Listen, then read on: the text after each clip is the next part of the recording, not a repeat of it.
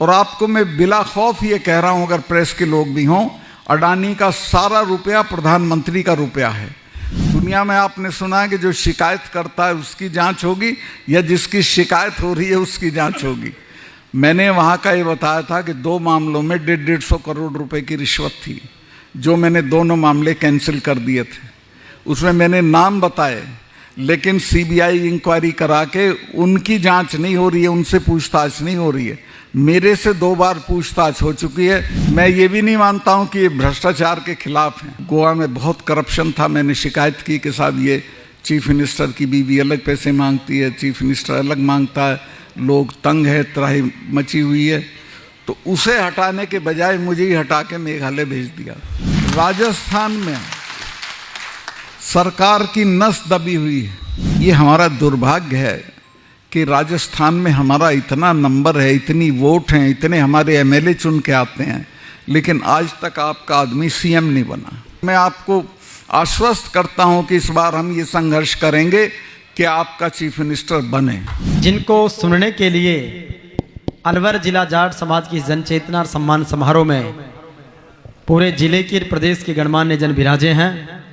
धारा 370 हो, महिला पहलवानों का, हर किसान आंदोलन हो, उन सब में तो मैं निवेदन करूंगा, सत्य, न्याय, निष्ठा, ईमानदारी और निडरता की एक अद्भुत पहचान आदरणीय महामहिम श्री सत्यपाल मलिक साहब, जोरदार तालियों से अभिनंदन कीजिए। अध्यक्ष जी, चिल्लर साहब, भाई युद्धवीर जी, चौधरी रामवीर जी और मेरे साथ आए हुए पुष्पेंद्र भाई, इस जिले के तमाम सम्मानित नेतागण, जिले की तमाम किसान सरदारी, सबसे पहले मैं आप सबको प्रणाम करता हूं और आपको कहूंगा कि एक बार आप तेजा जी की जय बोलें। जय श्री तेजा जी महाराज जय। ये जो महिला खिलाड़ियों की लड़ाई है, ये एक ऐसी जगह पहुंची हुई है कि जहां ये तय होगा कि जालिम मजबूत होता है कि उसके खिलाफ लड़ने वाला मजबूत होता है। मुझे नहीं लगता कि सरकार कुछ ऐसा करने वाली है जिससे उनके आंसू पूछे। मैंने उनको ये सजेशन दिया है कि अगर तुम्हारी बात ना मानी जाए तो तुम हमें 3-4 सिर्फ मीटिंग राजस्थान में दे दो। मुझे चिल्लर साहब दोबारा आना पड़ेगा, उन बच्चियों का एक कार्यक्रम यहाँ कराना पड़ेगा, चूँकि राजस्थान में सरकार की नस दबी हुई है। अगर राजस्थान में वो बच्चियाँ घूम गई, चूँकि मेरा बहुत घूमना होता है, मैं जानता हूँ कि जिस दिन वो घसीटी जा रही थी 28 तारीख को जनपद पे, उस वक्त राजस्थान के हजारों परिवार में खाना नहीं बना था। तो जब राजस्थान के लोग उनकी सभाओं में आएंगे, भीड़ दिखाई देगी, तो दिल्ली 1 हफ्ते में ची बोल जाएगी और उनकी बात मानेगी। बस वो एक बार तैयार हो जाने के लिए, पहले तो उन्होंने मुझे, तेजाजी संस्थान के लोग गए थे जयपुर से, उनको तारीख दे दी थी, लेकिन फिर बीच में वो बातचीत में फंस गई। तो अगर तारीख दे दी और वो आई तो फिर एक बार आपको आना पड़ेगा अलवर के इस, मेरा तो ख्याल है उस वक्त चिल्लर जी खुले में आप सभा करिए, लोग आएंगे। लोग बहुत गुस्से में हैं उनके साथ, जो बेटियों के साथ अन्याय हो रहा है, और बहुत बहुत ज़बरदस्त रिएक्शन है लोगों में।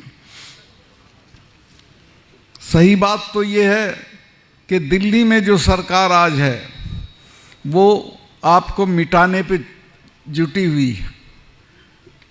उन्होंने एमएसपी नहीं लागू किया। जब ये किसान आंदोलन चल रहा था तो 700 लोग आपके मरे वहाँ। कुतिया भी मरती है तो प्रधानमंत्री के यहाँ से उसके लिए शोक संदेश जाता है, लेकिन 700 लोग मरे, किसी ने कुछ नहीं बोला। मैं बहुत दुखी था। 10 दिन मैंने सोचा कि मैं गवर्नर हूँ, मुझे बोलना चाहिए कि नहीं बोलना चाहिए। मैं अपना इस्तीफा जेब में रख के प्रधानमंत्री से मिलने चला गया और मैंने जाके कहा कि साहब ये 4 महीने हो गए थे, तब 4 महीने से पड़े हैं, आज तक इनसे कोई बातचीत नहीं हुई, कुछ बातचीत करके इसको निपटा दीजिए। उन्होंने लापरवाही से कहा नहीं नहीं सतपाल भाई सब चले जाएंगे। तो मुझे बहुत गुस्सा आया और मुझे लगा कि ये तो कुछ गांठ ही नहीं रहे। तो मैंने कहा साहब ऐसा है, आप इनको जानते नहीं, ये जो सिख भाई हैं इनके तो गुरु महाराज ने अपने 4 साहबजादे शहीद करा दिए थे, समझौता नहीं किया था। और जब ब्लू स्टार ऑपरेशन हुआ उसके बाद मिसेस गांधी ने 1 महीने तक अपने फार्म हाउस पे महामृत्युंजय का पाठ कराया था। अरुण नेहरू मेरे दोस्त थे, भतीजे थे उनके। उन्हें कहा बुआ आप तो ये सब नहीं मानती थी कि नहीं, तुम्हें पता नहीं है, स्वर्ण मंदिर को जिसने भी छुआ है वो आज जिंदा नहीं है, ये मुझे मारेंगे और इसलिए मैं ये करा रही हूँ। तो मैंने प्रधानमंत्री जी से कहा कि जिससे लड़ो, और हमारे वाले ये तो कब्र उखाड़ के दाह संस्कार कर देते हैं छठे महीने लाल किले पे चढ़े रहते हैं, और अब के तो दोनों इकट्ठा हो गए। तो जिससे लड़ो उसके बारे में ये जान लो कि वो कौन है। तो मेरी राय ये है कि आप बातचीत करके इसको हल कर दो। उस वक्त तो उनकी समझ में नहीं आया, लेकिन 2 महीने बाद माफी मांग के वो कानून वापस किए। लेकिन अब भी ताली बजाने लायक बात अभी नहीं हुई है। अभी भी जो एमएसपी है वो हमको नहीं दी जा रही, जबकि वादा किया था प्रधानमंत्री ने। प्रधानमंत्री कोई देश का वादा करे उसका एक मतलब होता है कि हम एमएसपी को कानूनी दर्जा देंगे, लेकिन आज तक नहीं दिया और देंगे भी नहीं। उसकी वजह है कि वो जो अडानी है, और आपको मैं बिला खौफ ये कह रहा हूं, अगर प्रेस के लोग भी हों, अडानी का सारा रुपया प्रधानमंत्री का रुपया है। अडानी को चूंकि नुकसान होगा, अडानी ने गोदाम बना लिए हैं हरियाणा में, सस्ता अनाज खरीद के उनमें भर लिया है, जब महंगा हो जाएगा तो बेचेगा। अगर एमएसपी को कानूनी दर्जा मिल गया तो अडानी को नुकसान होगा, इसलिए मुझे लगता नहीं कि आसानी से देंगे। एक लड़ाई किसानों को और लड़नी पड़ेगी और जोर से लड़नी पड़ेगी। ये जो तस्वीरें यहाँ लगी हुई हैं, मैं इनमें देख रहा था, एक आप तरमीम करो, अगली बार से महाराजा रणजीत सिंह का भी फोटो उसमें लगाओ। देश में इतना ताकतवर राजा हुआ नहीं है कोई कि अंग्रेज भी डरता था उससे। एक बार महाराजा पटियाला की वाइफ का उनसे झगड़ा हो गया। वो उनकी रिश्तेदार थी रणजीत सिंह जी की। उसने चिट्ठी लिख दी कि आके हमारा फैसला करा दो। महाराजा रणजीत सिंह पूरी फौज लेके आ गए और पटियाला में डेरा डाल दिया।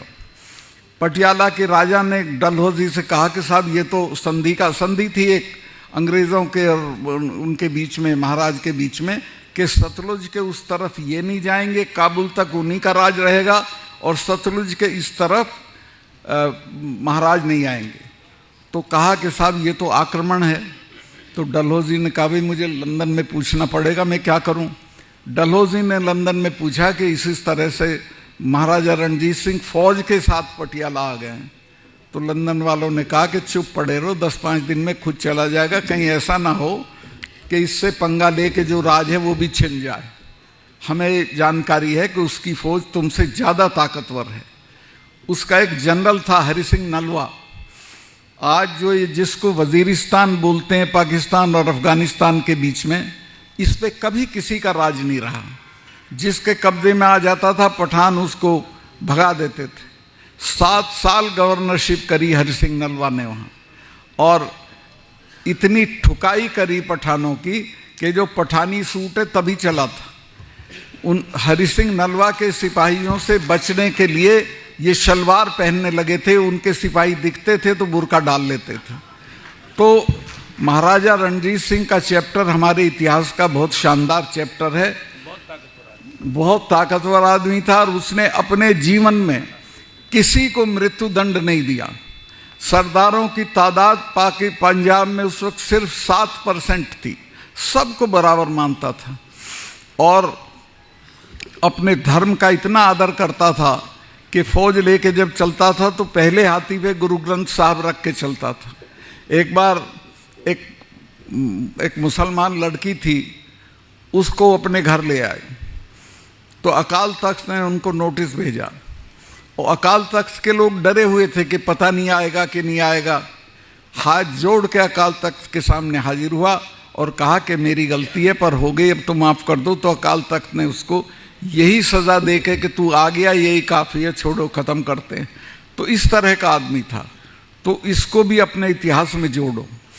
दूसरे जो मैं असली बात कहना चाहता हूँ वो ये है कि आपकी खेती को ख़त्म करने का डिज़ाइन है, वो तो आप ये 4 कानून लागू हो जाते तो ख़त्म हो ही जाती, वो तो अब रुक गया है। फिर फौज में आप चले जाते थे तो ये अग्निवीर ले आए जिसमें सिर्फ 4 साल की नौकरी होगी, ना कोई पेंशन होगी, ना कुछ होगा, और बच्चा क्यों मरेगा 4 साल के लिए गोली खा के। इसके अलावा कर्मचारियों की जो पेंशन योजना थी वो ख़त्म कर दी है, उसको भी लागू कराना पड़ेगा। हम लोग ताकत में आए तो हम पुरानी पेंशन योजना लागू कर देंगे। ये जो पुलवामा का हमला था, कई लोग कहते हैं भाई गवर्नर साहब ने उस वक्त क्यों नहीं कहा, वो ठीक से पढ़ते नहीं अखबार। मैंने उसी दिन, मतलब हमला जिस दिन हुआ उसी दिन 1 घंटे के बाद 2 चैनल को ये इंटरव्यू दे दिया था कि इसमें हमारी सरकार की, यानी बेसिकली होम मिनिस्ट्री की गलती रही। इनसे इन्होंने जहाज़ मांगे थे और इतना लंबा कारवां सड़क से नहीं ले जाया जाता है, चूँकि हमले की आशंका रहती है। तो जहाज़ 4 महीने तक एप्लीकेशन पड़ी रही होम मिनिस्ट्री में और उनकी बात नहीं मानी गई, तब वो सड़क से चले। और कई चीज़ें रही उसमें। मैं गया था जब वो हमला हुआ जहाँ पे, उसमें 10 किलोमीटर के एरिया में 10 लिंक रोड जुड़ती थी।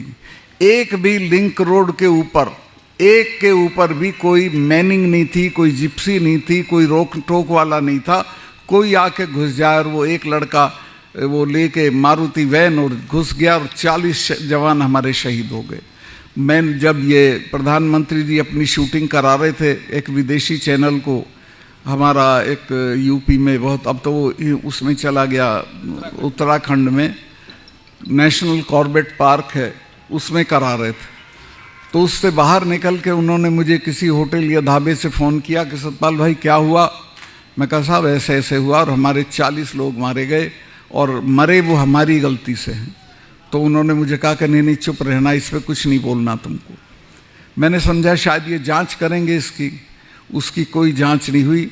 तीसरे दिन उसको चुनाव का मुद्दा बना दिया और उन बच्चों की लाश पे चुनाव ये जीत के आए।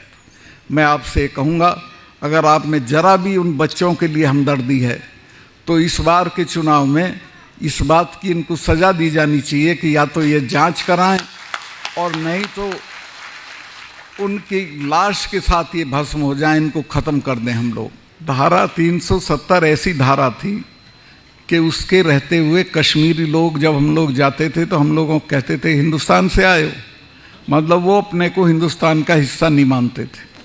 तो वो हटनी ज़रूरी थी। वो हटाते वक्त दिल्ली डरती थी कि पता नहीं क्या होगा।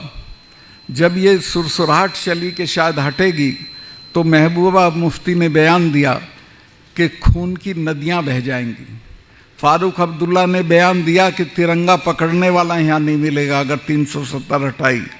बल्कि वो तो इतनी दूर तक गए कि प्रधानमंत्री के पिताजी की भी हिम्मत नहीं है कि इसको छेड़ दे। मेरे से पूछा गया, मैंने कहा आप इसको हटाओ मैं देखता हूँ। मैंने वहाँ काम कर रखा था लोगों में, मैंने लोगों को समझा रखा था कि ये नेता, इनके बच्चे तो लंदन में पढ़ते हैं, तुम्हारे बच्चे लड़के मर जाते हैं, कोई इनके लिए झगड़ा करने की ज़रूरत नहीं है। और आप हैरत करोगे कि जिस दिन 370 हटी है, ये तीनों चीफ मिनिस्टर हम लोगों ने गिरफ्तार कर, नज़रबंदी करे थे, गिरफ्तार तो क्या एक चिड़िया नहीं बोली और पूरे प्रोसेस में हमको एक गोली नहीं चलानी पड़ी, कोई इनके साथ खड़ा नहीं हुआ, सब भारत के साथ खड़े रहे। और दिल्ली में ये भी डर था कि कहीं पुलिस रिवोल्ट ना कर दे। मैं कश्मीर की पुलिस के लिए बहुत काम किया था और मैं उनकी तारीफ करूंगा कि ईद का मौका था, एक सिपाही ने भी छुट्टी नहीं मांगी उस दौरान में, सब ने पुलिस लाइन में ईद मनाई। तो कोई बगावत दिल्ली के खिलाफ नहीं हुई और ठीक ठाक होके 370 हट गई। अब मैं जब गोवा में था तो मेरा इंटरव्यू करने एक सुदर्शन टीवी वाला आ गया। बाकी चीज़ों पे बातचीत हुई गोवा के बारे में, लेकिन उसने ये लिख दिया इंटरव्यू में, ये कह दिया कि सतपाल मलिक जी जो 370 हटाने के लिए जिम्मेवार हैं, उनसे मैंने बातचीत की। अगले ही दिन मुझे प्रधानमंत्री ने खुद फ़ोन उठा के करा, अरे भाई फिर बोल दिया आप कश्मीर के बारे में। मैं कहा साहब मैं तो नहीं बोला। कहने नहीं उसने ऐसे ऐसे बोला है। मैं कहा बोल दिया होगा, पर मैंने नहीं कहा ये कि मैंने हटाई। मैं तो यही कहूँगा आपने हटाई कि आज के बाद अगर कश्मीर पे कुछ बोलोगे तो मेरी तुम्हारी मुलाकात नहीं होगी। ये शब्द थे प्रधानमंत्री के। मैंने कहा मैं कौन मरा जा रहा हूँ साहब मुलाकात के लिए, लेकिन मैंने बोला नहीं। खैर वो बात आई गई हो गई, उनको एक रंजिश हो गई। वहाँ गोवा में बहुत करप्शन था। मैंने शिकायत की कि साहब ये चीफ मिनिस्टर की बीवी अलग पैसे मांगती है, चीफ मिनिस्टर अलग मांगता है, लोग तंग है, त्राही मची हुई है। तो उसे हटाने के बजाय मुझे ही हटा के मेघालय भेज दिया। मैं ये भी नहीं मानता हूँ कि ये भ्रष्टाचार के खिलाफ हैं। और अब जो ताज़ा है, जो आखिरी बात कह रहा हूँ, मैंने वहाँ का ये बताया था कि 2 मामलों में 150 करोड़ रुपए की रिश्वत थी, जो मैंने दोनों मामले कैंसिल कर दिए थे। उसमें मैंने नाम बताए, लेकिन सीबीआई इंक्वायरी करा के उनकी जांच नहीं हो रही है, उनसे पूछताछ नहीं हो रही है। मेरे से 2 बार पूछताछ हो चुकी है और मेरे स्टाफ के सारे लोगों के फ़ोन लेके चले गए। 2 दिन उनसे पूछताछ की जम्मू में। मतलब कुल मिला के दुनिया में आपने सुना है कि जो शिकायत करता है उसकी जांच होगी या जिसकी शिकायत हो रही है उसकी जांच होगी। और तलाश में ये थे कि मेरे यहाँ कुछ मिल जाए तो मुझे बंद कर दें, लेकिन मैं ये जो जाट चेतना है इसकी ताकत पे जिंदा हूँ। उनको ये पता है कि जिस दिन इसको हम गलत तरीके से, हाँ मेरे में कोई कमी हो मुझे उठा के बंद कर दें, लेकिन मैंने ज़िंदगी में कोई ऐसा काम नहीं किया कि मुझे आप बंद करें। और अगर इन्होंने छेड़ा तो 4 स्टेट में है हम। छिल्लर साहब आप जैसे नेताओं की सपोर्ट से 4 स्टेट में आग लग जाएगी, कुछ नहीं होगा। तो मैं आपसे, आप सबका बहुत आभारी हूँ। आपसे हमें ताकत मिलती है लड़ने की, आपसे हिम्मत और हौसला मिलता है। बहुत बहुत शुक्रिया आप लोग आए। और मैं फिर दोहराऊँ, महिला शिक्षा की बात कह रहे हैं, वैसे तो बहुत आपके यहाँ काफ़ी है महिला शिक्षा। और अभी जो हमारी लड़की RAS में आई है, इतना परिवर्तन हुआ है कि जो ठाकुर साहब उनके सामने हमारा दूल्हा घोड़ी पे नहीं बैठता था, वो भी हमारी RAS लड़की को देख के खड़ा हो जाता है हाथ जोड़ के और खम्मा गणी कहता है। तो महिला शिक्षा को बढ़ाइए, चूँकि महिला का सशक्तिकरण ना दहेज से है, ना उसके हस्बैंड की दौलत से है, ना उसके पिताजी की दौलत से है, उसकी एजुकेशन से है, और वो उसको आगे बढ़ाएगा। एक मैं और निवेदन करूं, अमेरिका की एक फॉरेन सेक्रेटरी थी कोंडालीजा राइस, दुबली पतली शक्ल सूरत में निहायत साधारण, लेकिन लीबिया का जो तानाशाह था गद्दाफी, जब वो मारा गया और उसके दफ्तर को रेड किया विद्रोहियों ने, तो उसमें एक डायरी मिलती है। उसमें वो लिखता है कि मुझे बहुत आनंद आता है जब कोंडालीजा राइस, लिटिल कोंडी लिखा है उसको, चूँकि दुबली पतली थी, लिटिल कोंडी अरब शेखों को धमकाती है। वो अरब शेखों को अमेरिका की ताकत पे धमकाती थी, और अमेरिका की ताकत उसको तालीम की वजह से मिली थी। तो तालीम इतनी बड़ी चीज़ है कि जिस बच्चों को ये दिला दोगे तो इनकी तरक्की, ये जो एक मैं गया अभी हाल में वहाँ हनुमानगढ़, चौधरियों ने मुझे कहा साहब 10-10 कमरे के एक आदमी है घर में और मकान 10 कमरे का बनाते हैं और बच्चों को तालीम में खर्चा नहीं करते हैं। तो इन चीज़ों पे मत खर्चा करो, मृत्यु भोज पे मत करो, दहेज पे मत करो, मकान बनाने पे मत करो। मैं तो गवर्नर भी रह लिया, MP MLA भी रह लिया, अब भी दिल्ली में 2 कमरे के फ्लैट में किराए के में रह रहा हूँ। मकान कोई ताकत नहीं होते, बल्कि मेरी ताकत है ये कि मेरे पे कुछ नहीं है। वो होता तो मैं नहीं लड़ पाता नरेंद्र मोदी से, मुझे फिक्स कर देते, ED भेज देते, इनकम टैक्स भेज देते। तो मैं आपसे निवेदन करूँगा कि एक तो इन बच्चों की तालीम कराओ। और ये हमारा दुर्भाग्य है कि राजस्थान में हमारा इतना नंबर है, इतनी वोट हैं, इतने हमारे MLA चुन के आते हैं, लेकिन आज तक आपका आदमी CM नहीं बना। क्यों नहीं बना? वो इसलिए नहीं बना कि आपने एकता नहीं दिखाई। जब रामनिवास मिर्धा जी चुनाव लड़े CM का, तो उस वक्त वो 2 वोट से हारे और 4 जाट मेंबर्स ने वोट क्रॉस किया, दूसरी तरफ दिया। अगर वो दूसरी तरफ ना देते तो मिर्धा जी चीफ मिनिस्टर बन गए होते। तो एकता होगी तो बनोगे, और मैं आपको आश्वस्त करता हूं कि इस बार हम ये संघर्ष करेंगे कि आपका चीफ मिनिस्टर बने। और ये कोई मांग हमारी नाजायज़ नहीं है, हमारी जायज़ मांग है। ये तो जो 77 में जो सरकार बनी थी, चरण सिंह जी उस वक्त चाहते थे कि कुंभराम आर्य जी को चीफ मिनिस्टर बना दें, लेकिन उसमें हमारे बड़े थे देवीलाल जी, वो कुछ तिकड़म कर गए अपने लिए, अपने पोते को एमएलए बनवाने के लिए। उन्होंने भैरव सिंह जी से समझौता कर लिया, वरना उसी बार बन गया होता। इसके बाद तो इनमें फूट पड़ गई, कोई कहीं है, कोई कहीं है, कोई कहीं है। अब अगर ये इकट्ठा रहेंगे तो आपका सीएम ज़रूर बन जाएगा, कोई दिक्कत की बात नहीं है। और मैं हालांकि मेरे पैरों में बहुत चोट है, ठीक हो जाएगी तब तक मैं राजस्थान में घूमूंगा और सब जगह कोशिश करूंगा कि ज़्यादा से ज़्यादा आपके लोगों के टिकट हों। सारी पार्टियों में मेरी पहचान है, और इसके बाद आपका आदमी चीफ मिनिस्टर बने। बहुत बहुत धन्यवाद, थैंक यू। रूहे रवां बलबीर छिल्लर जी, उनका आभार व्यक्त करता हूं कि उन्होंने इतनी सजी सजाई महफिल दी, इतना बढ़िया कार्यक्रम किया, और अभी शायद हम लोगों को खाना भी खिलवाएंगे। तो और मैं उनको आश्वस्त करता हूं कि वो जब भी बुलाएंगे तो मैं, और कोई आए ना आए, मैं ज़रूर आऊँगा। धन्यवाद, बहुत बहुत धन्यवाद।